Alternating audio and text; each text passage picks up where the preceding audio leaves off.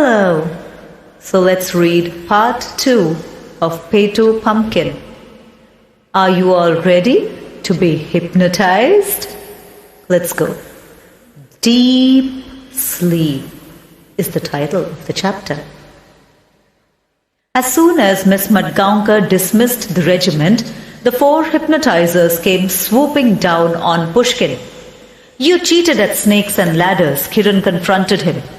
Fire-breathing dragons and spiraling stairways, Nitin said. I didn't cheat, Pushkin persisted. Come on, Kiran tried again. Own up. Be honest. Jatin attempted next. Confess, Petu. Or we will hypnotize you and get the truth out of you. Sachin finished. Okay, Pushkin appeared unperturbed. He's unrepentant. Incorrigible, Kiran grumbled. Jatin scratched his head. He didn't understand what any of that meant. Hypnosis it is, Sachin declared. Everyone brightened up. We don't have a pendulum, Kiran pointed out. This will be our string. Sachin picked up a broken rubber band from the ground. We need a stone. Jatin went bounding off. He returned with a brick. Nitin tied the broken rubber band around it. A pendulum, Sachin announced, wrapping the free end of the rubber band around his fingers. He sat facing Pushkin. Ready? Pushkin dug in his pocket and pulled out some peanuts. He popped them into his mouth. We'll take that for a yes, Kiran said. The 3 spectators climbed up onto the bench to get a good view. Watch this brick, Sachin instructed. He gave it a kick. Twang! The rubber band snapped.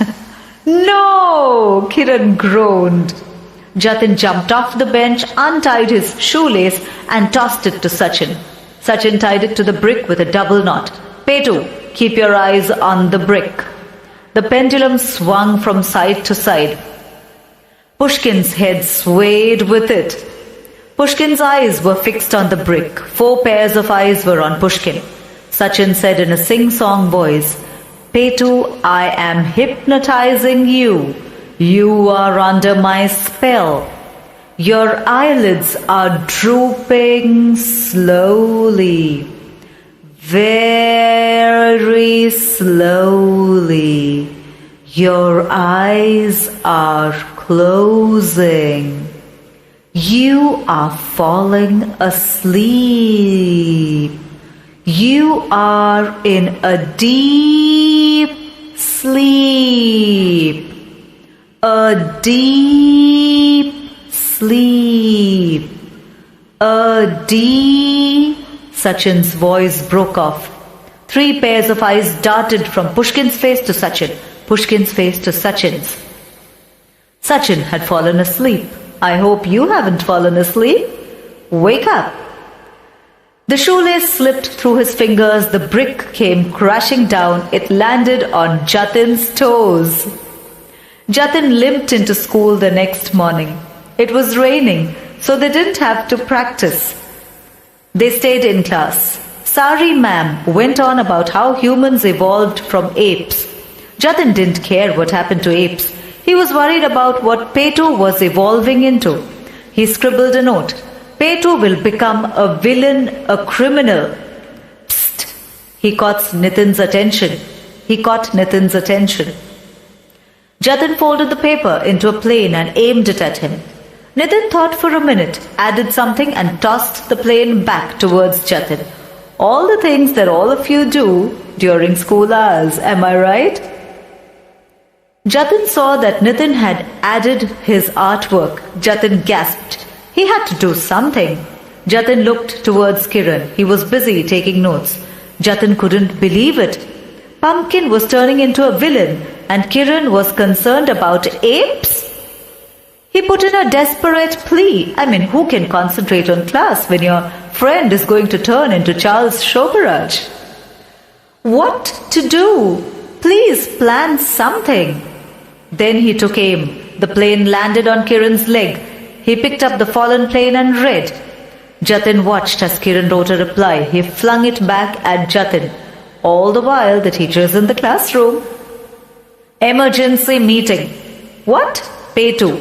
When? Recess. Who? Kiran, Jatin, Nitin, Sachin. Where? The tamarind tree. Sign, Kiran N.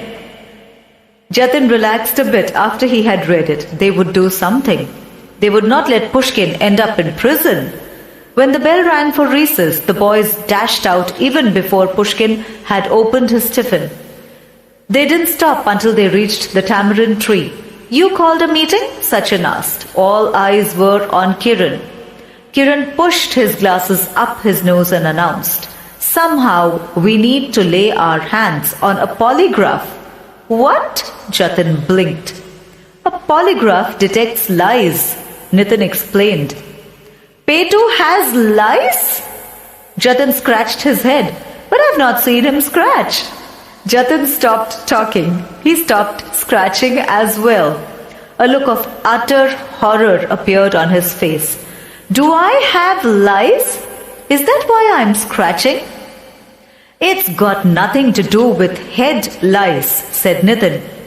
A polygraph is a lie detector. It checks if someone is telling the truth. It is a scientific instrument that tests blood pressure, breathing, muscular activity, and shows if a person is lying or speaking the truth. It's used for questioning criminals, Kiran explained. But where will we get one? Jatin resumed scratching. So now they are going to get a lie detector. How this progresses, we will see in our next session. So keep waiting till then for our next part of the bedtime story.